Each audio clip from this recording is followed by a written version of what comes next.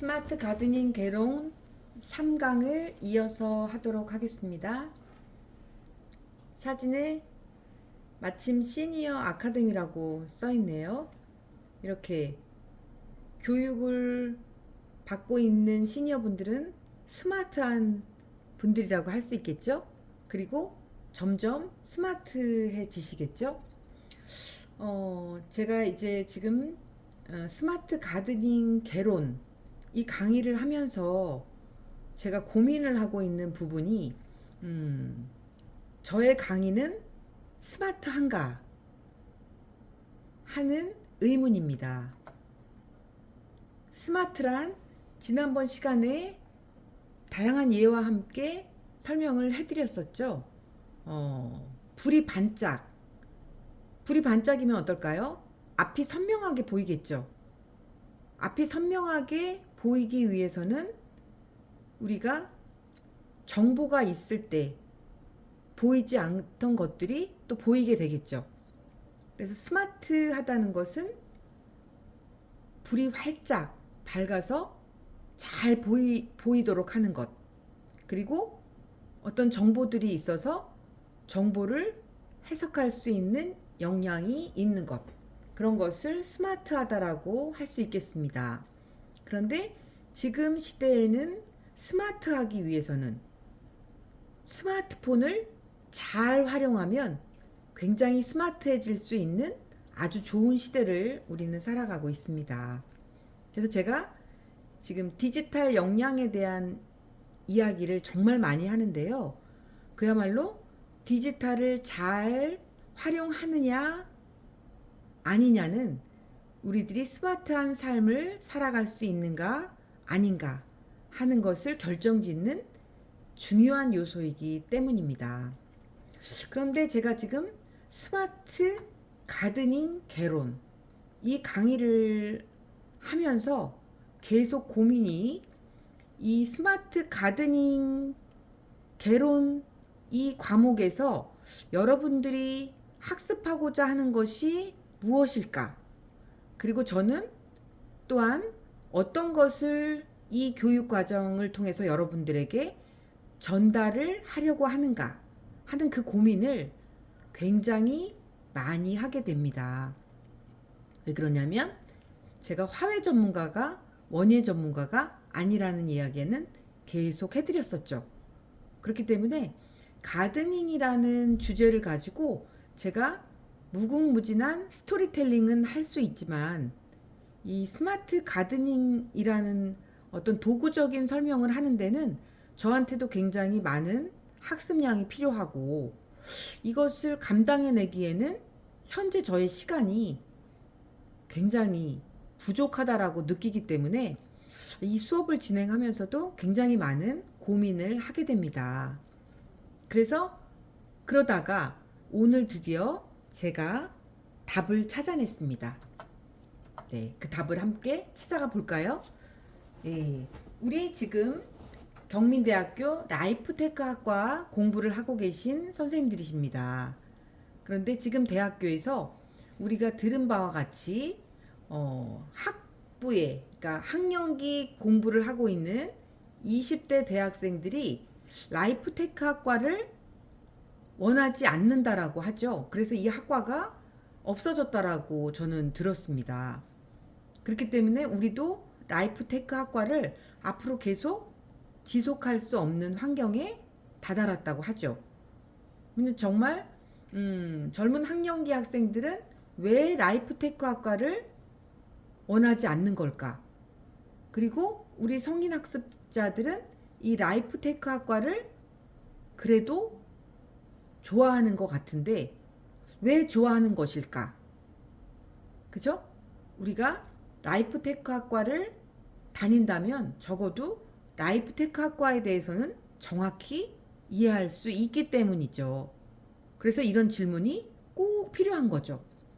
그리고 우리는 학년기 학습자가 아니고 성인 학습자인데 이 학년기 학생들과 이 성인 학습자 그리고 특히 시니어인 우리들과 엄청난 의식 차이가 있다는 것이 이 사실 하나만으로도 지금 밝혀진 거죠. 라이프 테크 학과를 학년기 대학생들은 왜 원하지 않는 걸까요? 제가 생각할 때는 워낙 테크 기반의, 기술 기반의 삶을 살아가고 있는 것이 요즘 젊은 사람들의 삶이 아닐까 해서 그렇게 테크에 대한 니즈가 없는 것은 아닐까? 그냥 막연히 한번 그렇게 추측을 해봅니다. 그런데 우리 성인학습자인 우리들에게 라이프 테크, 그 중에서 조금 더 구체화한다면 우리에게 필요한 것은 웰 에이징 테크가 아닐까. 왜냐면 제가 늘 말씀드리는 거지만 초고령 사회이기 때문에 우리가 잘 나이 들어갈 수 있는 기술을 지원받는다면 우리는 좀 더 잘 나이 들어갈 수 있기 때문입니다. 그래서 라이프 테크 중에서도 웰 에이징 테크라는 부분으로 저는 주제를 좀 더 좁혀가려고 하고, 그 중에서 웰 에이징 테크 중에 하나가 가드닝, 그린 테크이기 때문에 가드닝 스토리텔링이라든지 가드닝 관련한 강의를 맡게 된 것입니다. 그러면 다시 지금 우리는 시니어 평생 학습자입니다.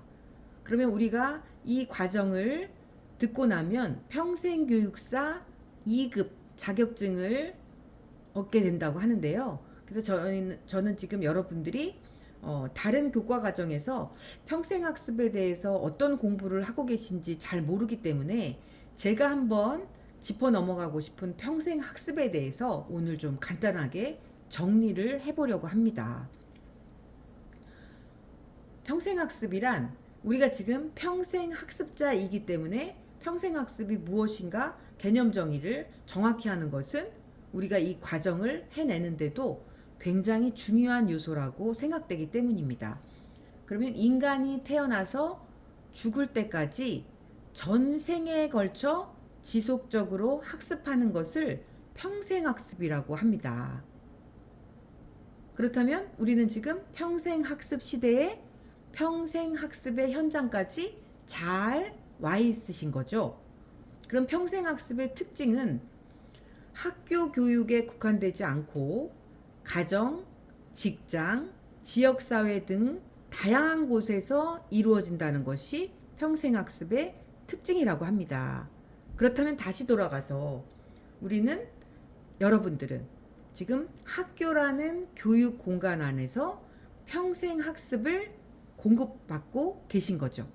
그렇지만 평생학습은 단지 학교에서만 이루어지는 것이 아니라 가정, 직장, 지역사회, 이렇게 리봄 창직센터라는 이런 곳들에서, 다양한 이런 공간에서 평생학습이 이루어지고 있는 거죠.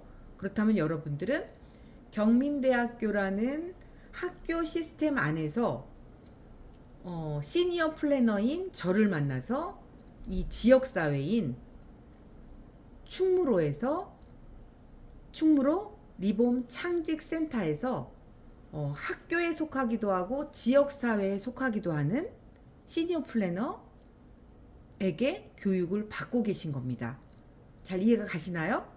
네. 그래서 평생학습의 또한 특징은 자기개발, 직업능력 향상, 여가와 삶의 질 향상까지를 포괄한다. 그리고 국가, 지역 차원에서는 시민 역량 강화와 사회적 통합의 수단으로서 평생학습을 이용한다. 그렇다면 제가 이 교육과정에서 늘 말씀드렸듯이 여러분들은 국가의 차원에서 세금을 투입하여서 여러분들이 교육을 받을 수 있는 환경이 마련된 거죠. 그래서 국가 세금으로 공부를 하는 국가 장학생이라는 말씀을 계속 드렸잖아요. 그래서 국가는 시민 역량 강화를 위해서 이런 교육 과정에 지원을 하고 있는 거죠. 그리고 사회적 통합, 젊은 세대와 시니어 세대가 너무도 다른 생각을 하고 있기 때문에, 왜냐하면 태어난 시대와 살아가고 있는 시대가 너무 다르기 때문에, 다른 경험 속에 살아가고 있기 때문에 이 인식의 격차가 굉장히 심하다고 하죠. 그렇고 또한 우리나라처럼 급격한 성장을 이룬 나라의 경우에는 세대 간의 격차가 더 심할 수밖에 없죠. 그래서 이러한 세대 차이를 극복하기 위한 사회적 통합의 수단으로서도 평생학습을 지원하고 있는 것입니다. 그렇다면 성인학습자, 어덜트 러너의 특징은 무엇일까요? 여러분들 성인학습자의 특징은 무엇일까요? 정규 교육 과정을 마친 후 성인이 되어 학습 활동에 참여하는 학습자, 그리고 정규 교육 과정을 다 마치지 않은 상태로 또 성인이 되어서 학습 활동에 참여하는 학습자도 있겠죠. 어찌 보면 시니어 성인 학습자는 또 한 번의 분류가 필요한 학습자라고 할 수 있습니다. 왜냐하면 성인이란 범위가 굉장히 넓기 때문이죠. 그래서 아직 시니어 성인 학습자에 대한 많은 연구가 아직까지 우리나라에는 활발히 이루어지지는 않고 있는 상황입니다.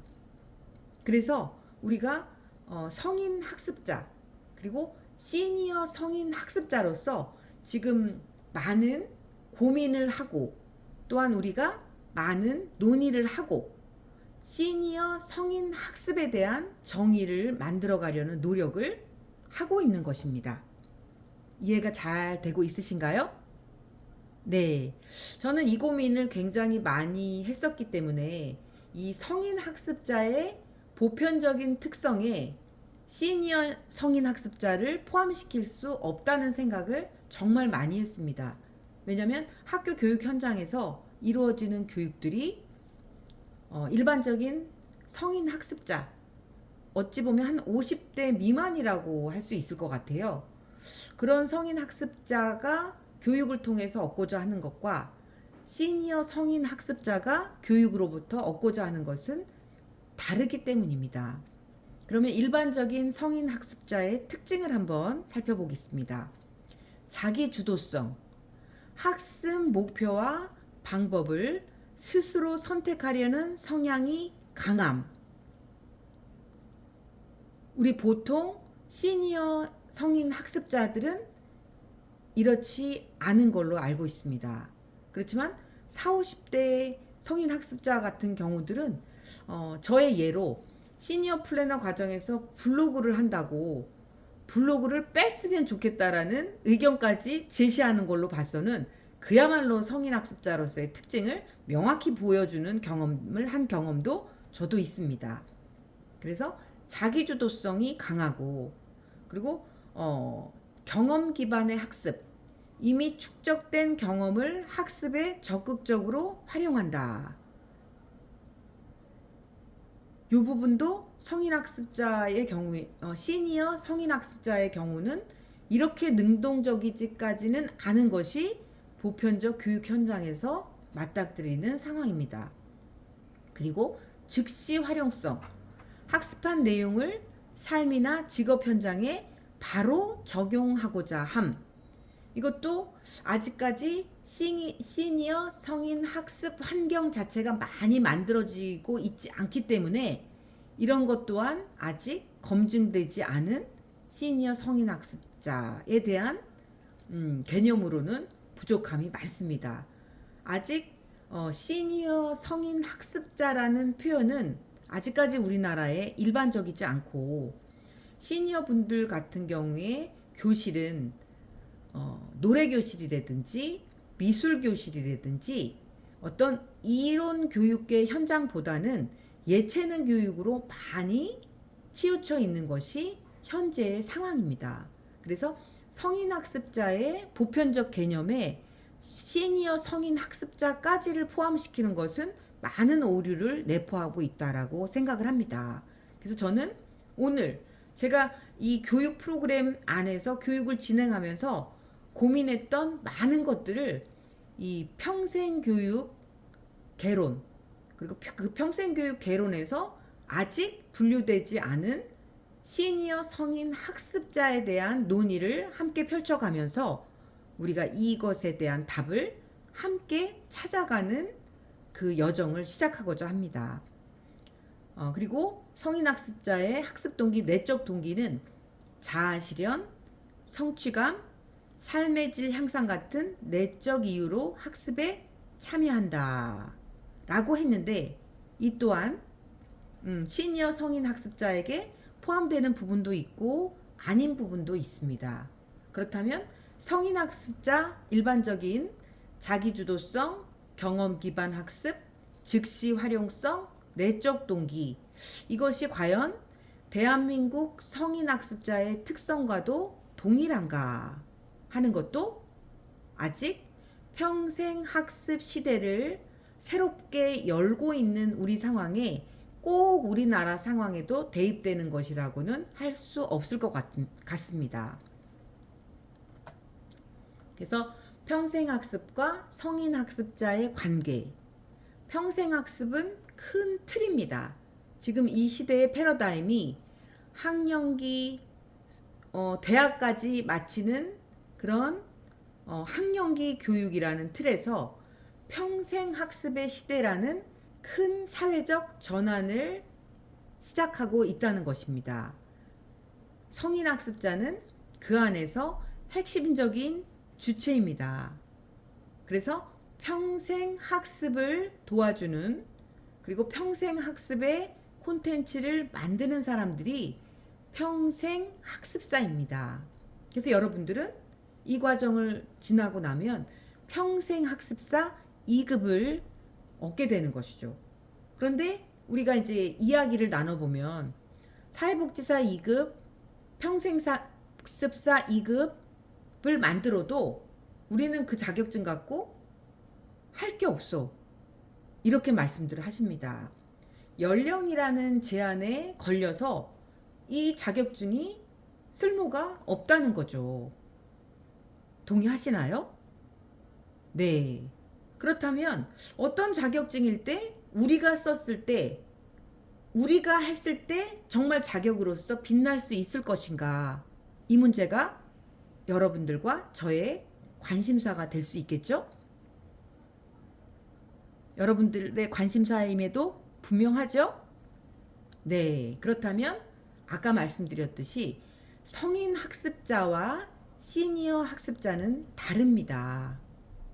그래서 여기에 차관해서 노인 교육사라는 자격증이 나오기도 했습니다.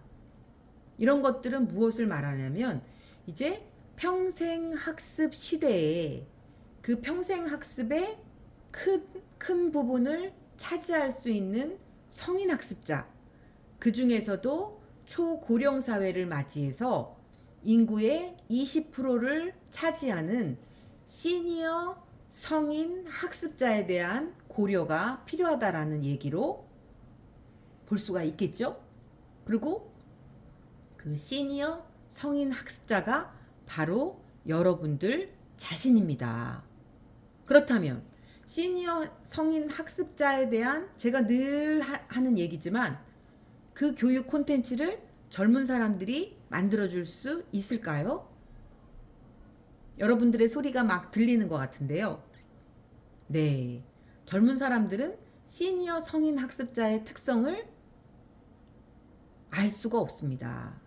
왜냐면 눈도 잘 보이고 귀도 잘 들리고 건강하고, 성인 학습자와 신체적 특성 자체가 다르기 때문에 성인 학습자, 시니어 성인 학습자에 대한 이해를 하기가 너무 어려운 거죠. 그래서 목소리를 크게 해야 된다든지 그런 것을 너무 이론으로만 배우면 너무 목소리를 크게 해가지고 시니어 성인 학습자의 불쾌감을 유발할 수도 있습니다. 그래서 시니어 성인 학습자에 대한 대상으로 교육을 잘 할 수 있는 가능성이 높은 집단을 저는 시니어 성인 교수님들이라고 생각을 합니다. 물론 새로운 학습을 지속하고 있는 경우겠죠. 잘 이해가 되고 계신가요? 네. 시니어 성인 학습자에 대한 좋은 교육 공급자로서 역할을 할 수 있는 분들, 그분들을 평생 교육사 중에서도 시니어 평생 교육사라고 분류해낸다면 시니어 교육 시장이 커지는데 굉장히 큰 역할을 할 수 있겠죠. 그리고 시니어 평생 교육사를 자격증을 딴다면 시니어 교육 현장에서 그 자격증은 당당히 쓰임을 받을 수 있겠죠. 그런가요? 네. 그러면 여러분들은 시니어 평생 학습사가 자격증이 있다면 그게 더 마음에 드시겠죠.